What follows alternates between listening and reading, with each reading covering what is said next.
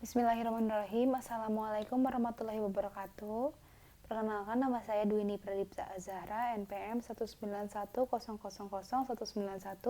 dari kelas E, mata kuliah Hukum Ekonomi Syariah. Saya akan mempresentasikan rangkuman buku yang berjudul Hukum Ekonomi Syariah di Indonesia karangan Dr. Mardani.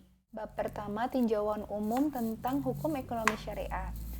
Pengertian ekonomi syariah. Ekonomi syariah adalah usaha atau kegiatan yang dilakukan oleh orang per orang, kelompok orang, badan usaha yang berbadan hukum atau tidak berbadan hukum dalam rangka memenuhi kebutuhan yang bersifat komersial dan tidak komersial menurut prinsip syariah. Ruang lingkup ekonomi syariah. Ruang lingkup ekonomi syariah meliputi aspek ekonomi sebagai berikut. Bai, akad-akad jual beli, syirkah, mudorabah, murabahah, muzara'ah, dan musyaka'ah, zakat dan hibah dan sebagainya. Undang-Undang Nomor 3 Tahun 2006 tentang perubahan atas Undang-Undang Nomor 7 Tahun 1989 tentang peradilan agama, maka dapat diketahui bahwa ruang lingkup ekonomi syariah meliputi bank syariah, reksadana syariah, asuransi syariah, dan sebagainya. Sumber ekonomi syariah. Yang pertama ada Al-Quran, sumber pertama dan utama bagi ekonomi syariah. Yang kedua, As-Sunnah An-Nabawiyah, sumber kedua dalam perundang-undangan Islam. Di dalamnya terdapat kasana aturan perekonomian syariah. Yang ketiga adalah ijtihad. Prinsip-prinsip ekonomi syariah. Yang pertama, siap menerima risiko. Yang kedua, tidak melakukan penimbunan.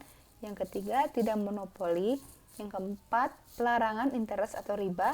Yang kelima, solidaritas sosial. Yang keenam, keadilan distribusi pendapatan. Yang ketujuh, kebebasan individu dalam konteks kesejahteraan sosial. Bab kedua, aspek ekonomi zakat. Pengertian zakat.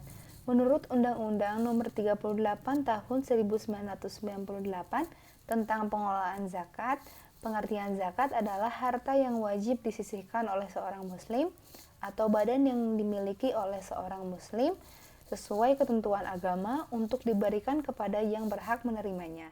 Dasar hukum zakat. Zakat merupakan dasar prinsipil untuk menegakkan struktur sosial Islam.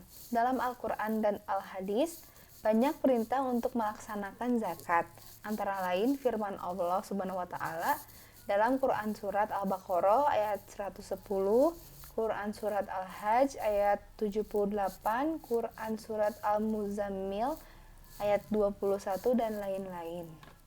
Prinsip-prinsip zakat. Pertama, prinsip pengaturan zakat adalah prinsip keyakinan dalam Islam. Prinsip kedua, keadilan mengenai zakat. Prinsip ketiga adalah prinsip produktivitas atau sampai batas waktunya. Prinsip keempat ialah prinsip nalar. Prinsip kelima, kemudahan zakat diperoleh sebagian dari sifat pemungutan zakat dan sebagian diperoleh dari hukum Islam tentang etika ekonomi. Prinsip keenam, zakat adalah prinsip kemerdekaan. Bab ketiga, aspek ekonomi wakaf. Pengertian wakaf. Secara etimologis, wakaf berasal dari kata waqafa yaqifu wafkan yang mempunyai arti menghentikan atau menahan. Menurut Undang-Undang Nomor 41 Tahun 2004, wakaf adalah perbuatan hukum wakif untuk memisahkan dan atau menyerahkan sebagian harta benda miliknya untuk dimanfaatkan selamanya atau untuk jangka waktu tertentu sesuai dengan kepentingannya, guna keperluan ibadah dan atau kesejahteraan umum menurut syariah. Tujuan dan fungsi wakaf. Wakaf bertujuan memanfaatkan benda wakaf sesuai dengan fungsinya, dan wakaf berfungsi mewujudkan potensi dan manfaat ekonomis harta benda wakaf untuk kepentingan ibadah dan untuk memajukan kesejahteraan umum. Unsur wakaf. Menurut Pasal 6 Undang-Undang Nomor 41 Tahun 2004 tentang wakaf, wakaf dilaksanakan untuk memenuhi unsur wakaf sebagai berikut.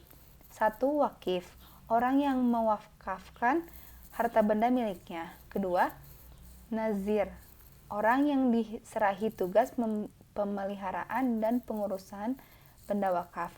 3. Harta benda wakaf. 4. Ikrar wakaf.